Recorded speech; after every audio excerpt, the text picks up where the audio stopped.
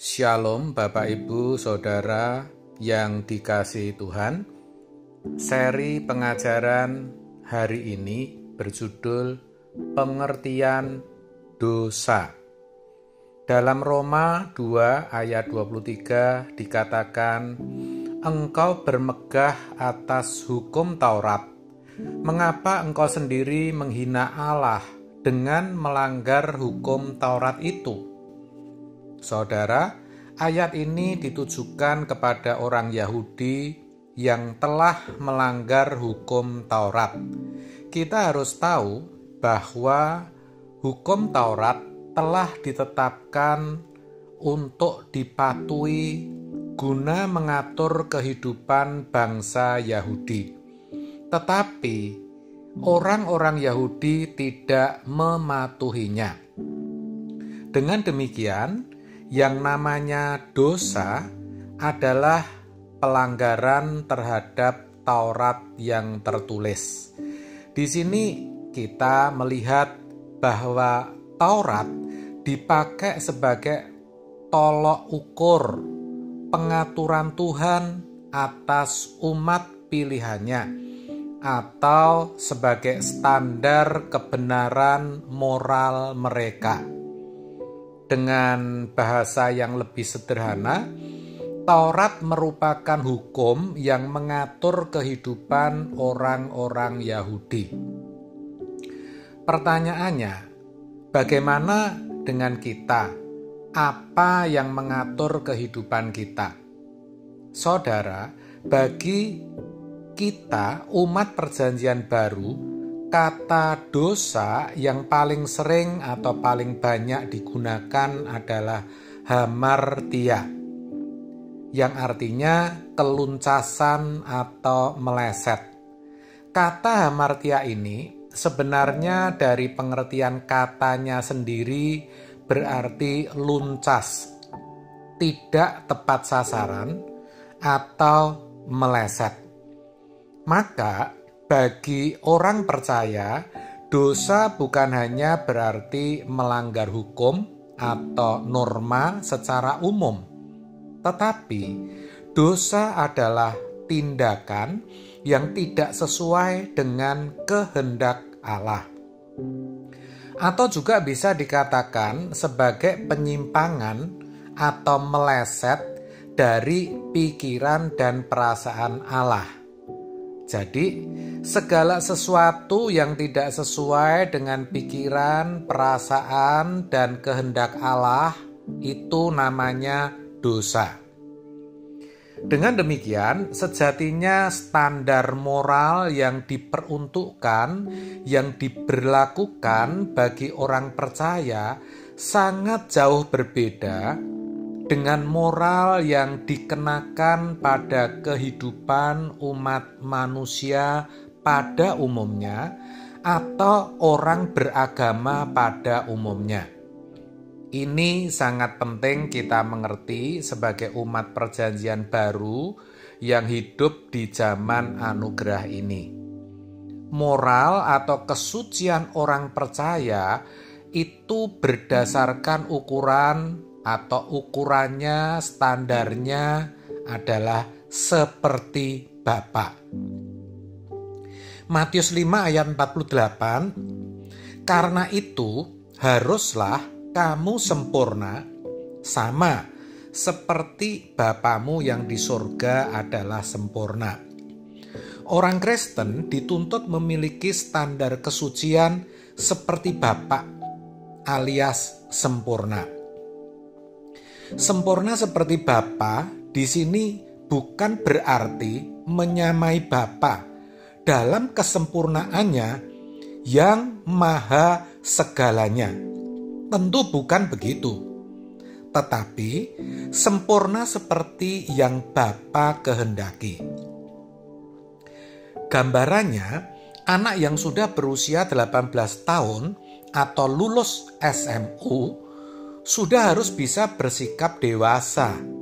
Maka orang yang sudah menjadi Kristen selama 18 tahun, apalagi yang sudah puluhan tahun, apalagi yang menjadi Kristen sejak lahir, harusnya sudah dewasa.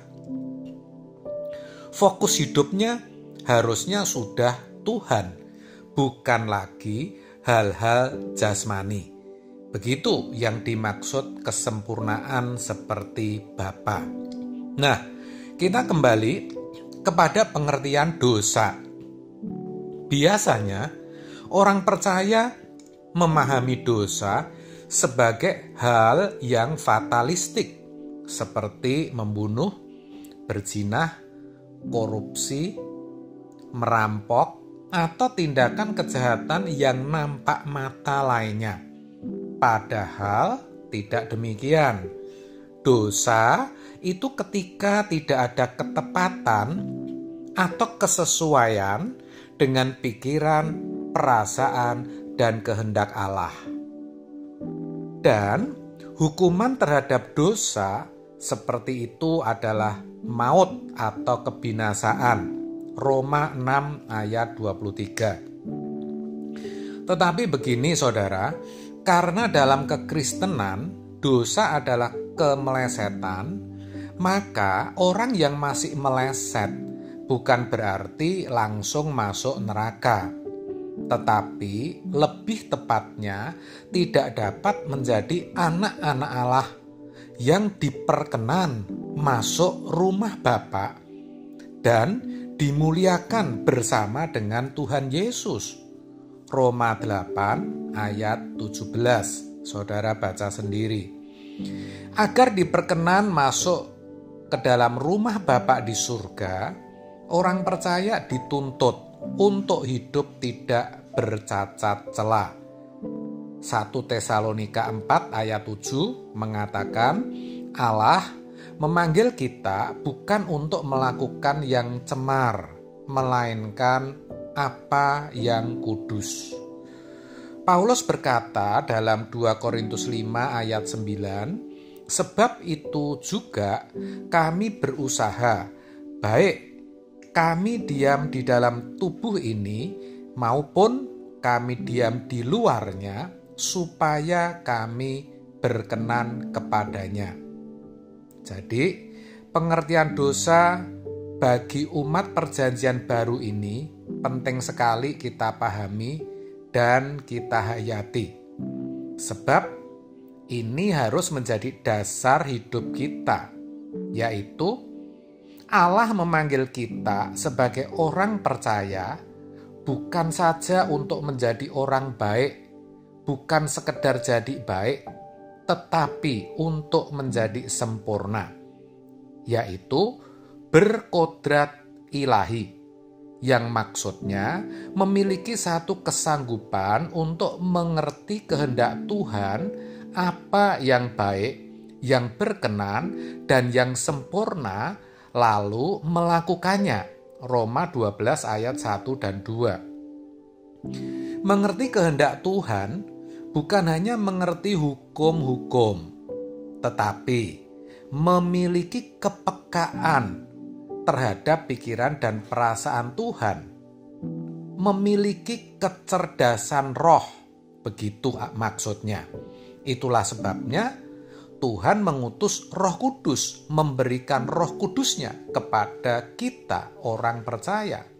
Namun, kalau orang percaya tidak meresponi karya Roh Kudus, maka Roh Kudus yang diutus Tuhan tidak berdaya guna menuntun orang tersebut untuk mengerti kehendak Tuhan. Sebab Roh itu penurut. Roh Kudus tidak akan memaksa. Itulah sebabnya dengan usaha terus-menerus menggali kekayaan Alkitab, selalu menyediakan diri bersekutu secara pribadi dengan Tuhan melalui doa, dan berjuang untuk melahirkan kehendaknya dalam tindakan konkret, kita pasti bisa. Satu hal penting lagi saudara, bahwa kehendak Tuhan tidak cukup diwakili oleh hukum dan peraturan-peraturan. Maka tadi saya katakan Tuhan memberi Roh Kudusnya kepada kita Itu supaya hati dan pikiran kita bisa terus dibaharui agar dapat mengerti kehendak Tuhan dan melakukannya dengan sempurna. Dengan demikian, orang yang menerima karya keselamatan Allah dalam Yesus Kristus, orang yang hidup dalam kasih karunia, akan memiliki perilaku yang agung tanpa harus diatur oleh tatanan hukum yang tertulis seperti yang ada pada agama pada umumnya. Mengapa? Sebab kodratnya sudah berubah dari yang tadinya berkodrat dosa menjadi berkodrat ilahi. Amin. Tuhan Yesus memberkati.